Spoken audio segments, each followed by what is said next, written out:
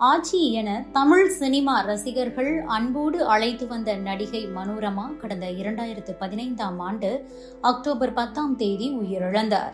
அவரது ஒரே மகனான பூபதி சென்னை தியாகராய நகரில் வாழ்ந்து வந்த நிலையில் உடல்நலக்குறைவு காரணமாக அவர் காலமானார்.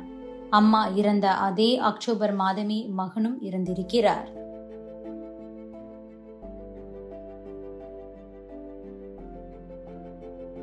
தமிழ் சினிமாவில் 1000 படங்களுக்கு மேல் நடித்து சாதனை படைத்த ஒரே நடிகை என்கின்ற பெருமையை பெற்றவர் மனோரமா. எம்ஜிஆர், சிவாஜி, ரஜினிகாந்த், கமலஹாசன் உள்ளிட்ட பல முன்னணி நடிகர்களுடன் இணைந்து ஏகப்பட்ட படங்களில் நடித்தவர் மனோரமா.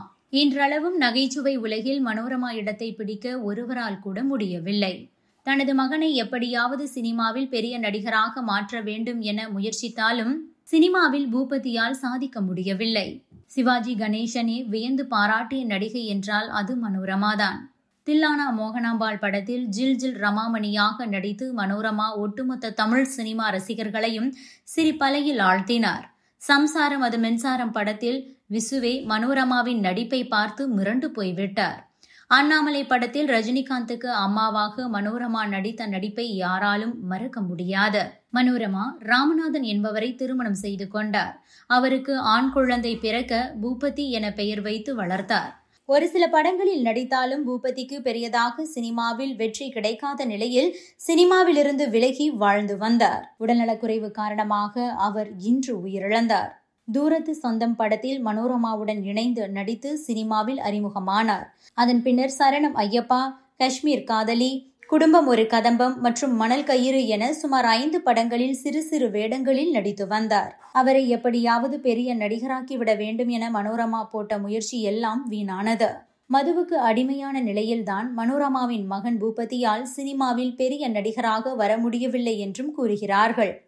கொரோனா காலகட்டத்தில் மது கிடைக்காத விரக்தியால் தூக்க மாத்திரைகளை உட்கொண்டு மருத்துவமனையில் அனுமதிக்கப்பட்ட அவரை அவரது குடும்பத்தினர் போராடி காப்பாற்றினர். சினிமாவில் தோல்வியை சந்தித்தாலும் குடும்ப வாழ்க்கையில் அவருக்கு அமைந்த மனைவி மற்றும் குழந்தைகள் அருமையானவர்கள். தனலட்சுமி என்பவரை திருமணம் செய்து கொண்ட பூபதிக்கு ராஜராஜன், அபிராமி மற்றும் மீனாட்சி என 3 குழந்தைகள் உள்ளனர். தற்போது அந்த 3 பேரும் மருத்துவர்களாகவும் இருக்கிறார்கள். நடிகை மனோரமாவின் மகன் பூபதி இன்று காலை 10:40 மணியளவில் உயிரிழந்தார். அவரது வயது 70 என தகவல் வெளியாகியிருக்கிறது. நாளை மாலை 3 மணி அளவில் கண்ணம்மாப்பேட்டையில் அவரது இறுதிச் சடங்கு நடைபெற உள்ளது. மனோரமாவின் ஒரே மகன் பூபதி மூச்சு திணறல் பிரச்சனையால் அவதிப்பட்டு வந்தார்.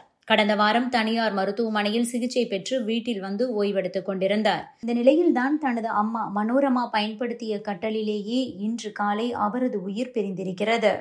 நடிகர் விசுவின் குடும்பம் ஒரு கதம்பம் படத்தில் அறிமுகமான பூபதி அதன் பின்னர் சில படங்களில் சிறு சிறு வேடங்களில் நடித்தார். மகனுக்காக தூரத்து பச்சை என்ற படத்தையும் மனோரமா தயாரித்தார். ஆனால் அது எடுபடவில்லை. சீரியல்கள் சிலவற்றிலும் பூபதி நடித்தார். இவரை திரையுலகில் அறிமுகப்படுத்தி பிரபலமாக்க மனோரமா எத்தனையோ முயற்சிகள் எடுத்தார். இருப்பினும் அவரது ஆசை நிறைவேறவில்லை. மறைந்த பூபதியின் உடல் பொதுமக்கள் மற்றும் திரையுலகினர் அஞ்சலிக்காக வைக்கப்பட்டுள்ளது. நீலகண்ட மேத்தா தெரு டி நகர் இல்லத்தில் அவரது உடல் வைக்கப்படுகிறது.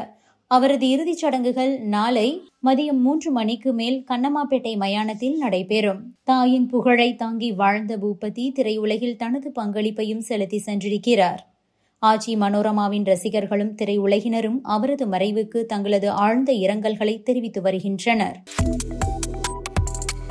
Subscribe to One India and never miss an update.